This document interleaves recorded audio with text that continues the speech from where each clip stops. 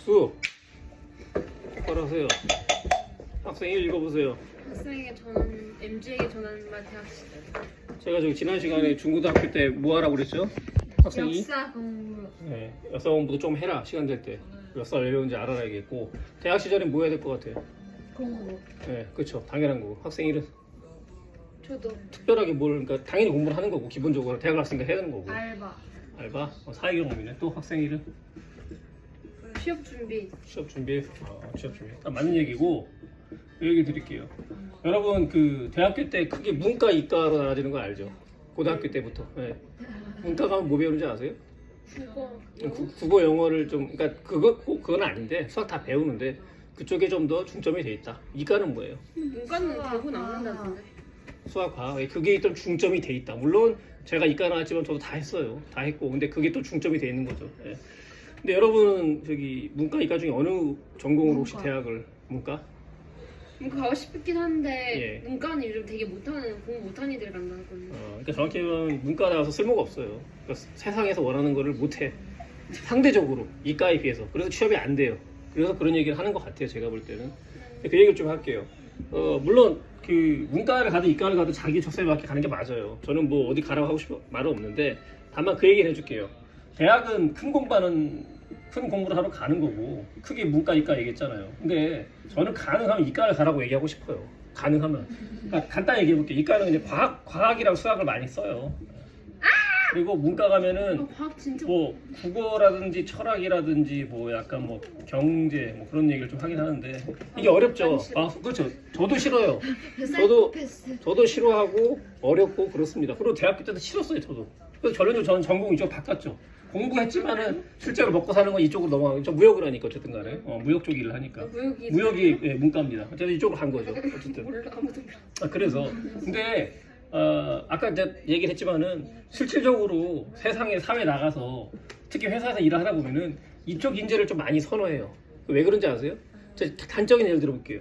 여기를 전공하는 저 같은 사람들은요, 이쪽 애들 걸 그냥 가서 공부하면 돼.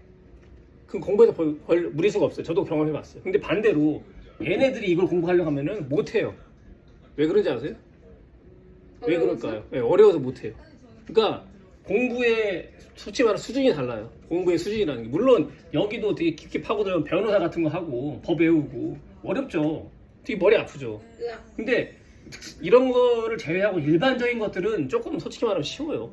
그러니까 사람으로서 이해하는 정도가 그렇게 어렵지 않다는 거죠. 상대적으로. 물론 다 재능이 있겠지만. 근데 이과 가면은 맨날 수학 문제 뭐 4차함수, 5차함수 뭐 미분, 적분 하면서 수학도 그렇고 과학도 화학 실험하고 물리하고 머리 해골 지진나 진짜로. 옛날 말로. 그러니까 그런 애들을 거의 최소 4년을 한단 말이죠. 얘들은. 그러니까 어떻게 보면 흰머리도 많이 생기고 스트레스 많이 받고 이 학생이 마찬가지예요. 그 수능 문제도 다르게 나오나요? 예, 달라요. 제가 알기로는 다릅니다. 조금씩 달라요. 어쨌든 간에 공통된 것도 있지만은.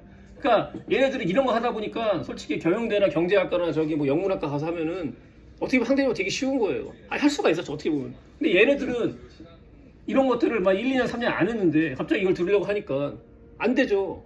수학이 안 되는데. 그러니까 똑같아요. 그러다 보니까 회사 가서 일을 할 때 회사 일도 여러 파트가 있겠죠. 근데 뭐 개발하고 여러 가지 있겠지만은 이걸 했던 사람들은 웬만하면은 회사에서 회계를 하든 뭘 하든 간에 수학적으로 트레이닝 훈련이 돼 있기 때문에 어느 정도 됩니다. 네. 그런 느낌이 있고, 또 하나 더 중요한 게 있어요.